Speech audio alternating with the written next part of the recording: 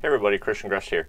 I had quite a few requests, folks asking to see my work area, my workbench, reloading setup, that sort of thing. So just a quick video going over what I use, and what I use is a setup that's pretty good for tight spaces because I don't have a very large house. So anyways, let's go ahead and get started and I will show you all around.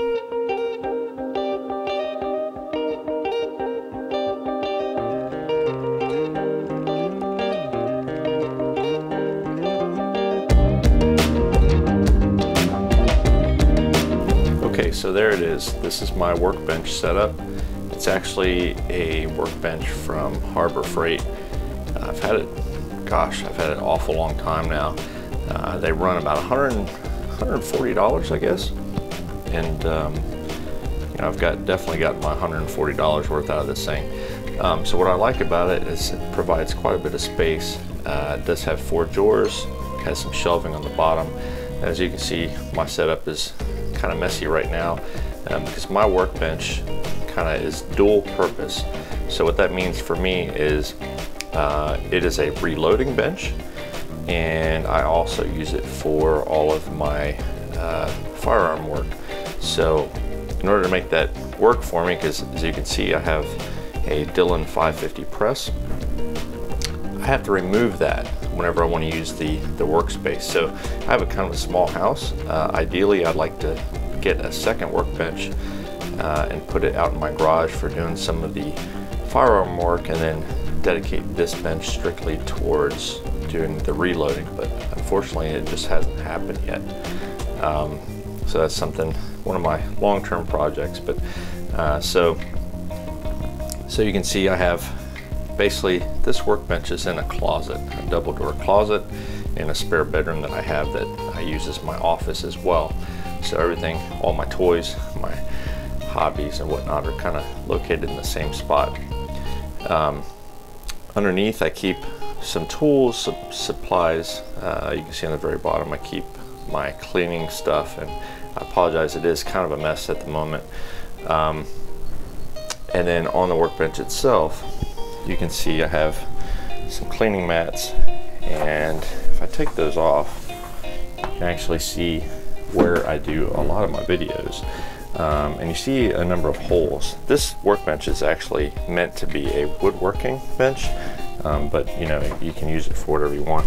But I have some additional holes here, and what I utilize those for is my Dillon press. So my Dillon press has the strong mount on the bottom, and so I just actually use some screws here to mount that thing down when I'm going to use my press. So it is winter time, or fall, fixing to be winter time, so I try to do more reloading during the winter months, and you know, during the spring and summertime I tend to do more shooting and more firearm projects. So I've actually been a little while since I reloaded, so I'm looking forward to getting back into that. I have some different calibers that I'm looking at doing, like 300 blackout. So I have dies, and actually it's a new power measure and tool block or tool head for the Dillon for the 300 blackout. So I plan on getting started on that.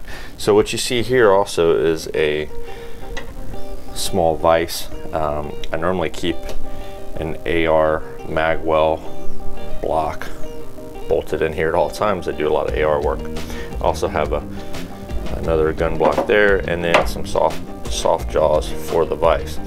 But if you look closer at how this vise is mounted, I'm actually using the Lee quick change bench mounting system. So it's pretty cheap.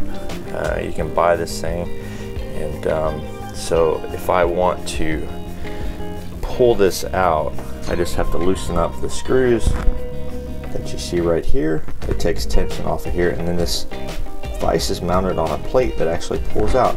And the reason I have that like that is because up here on my top of my, or above my bench, where I have a lot of reloading supplies, or most all my reloading supplies, I have a Lee classic turret press. So this is the very first press I started with, and I still use it for all of my rifle calibers, with the exception of 5.56 and then 300 blackout. Anything I'm gonna do a lot of, you know, loading hundreds and hundreds of rounds, I prefer my Dillon. But for doing small work or doing match ammo, small quantities, I really prefer this Lee Classic turret. And if you're looking at getting into reloading, I always recommend this press. It's very simple.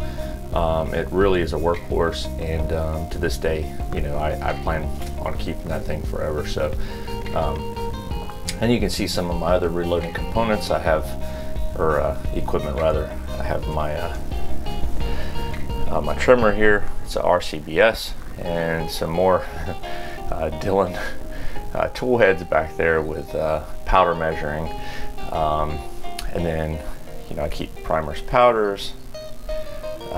In this one can there, there's actually my 300 blackout die set that I'm going to be using RCBS. I actually prefer Lee dies, but those were given to me as a gift, so I'm going to use those. A lot of brass that's been prepped, or various stages of prep. A lot of my rifle projectiles, and then boxes and boxes of pistol projectiles. So going further on here, you can see I have some, actually those are shell cases in those boxes.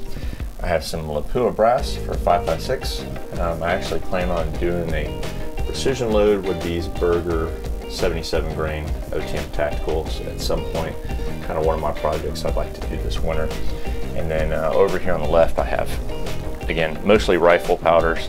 BLC2, one of my favorites, Hodgson 4895, IMR 4350, and yep, here's 4895 again. I have some Fitivori, this is an N133, so I use that for 5.56 loads. I have a couple tubs of that.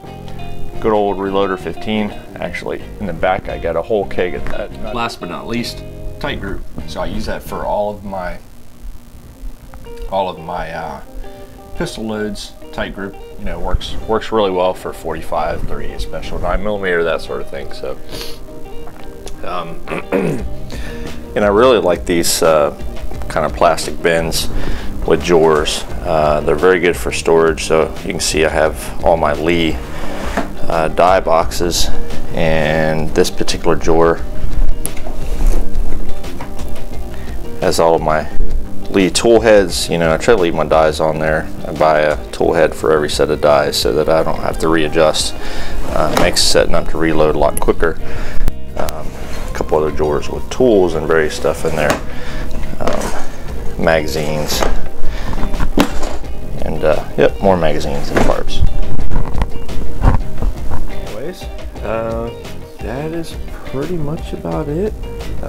My drawers, I just keep, you know, some other various tools and parts and stuff like that. Nothing exciting. On my bench, I try to use my day-to-day gunsmithing type tools. Like I got a bit set from Brownell's, my punch set, another screwdriver, got a small parts case over there, and some lighting. Lighting is very important for not only doing gun work, but also for reloading. So one thing I do have on my Dillon is a plug-in light there to kind of illuminate down there where the shell casing goes. So alrighty, so yeah, so there you have it. Like I said, I had numerous people request to see my reloading setup and my workbench area, so thought this would be a good time to go ahead and do that. So anyways, thanks for watching, and y'all have a good one.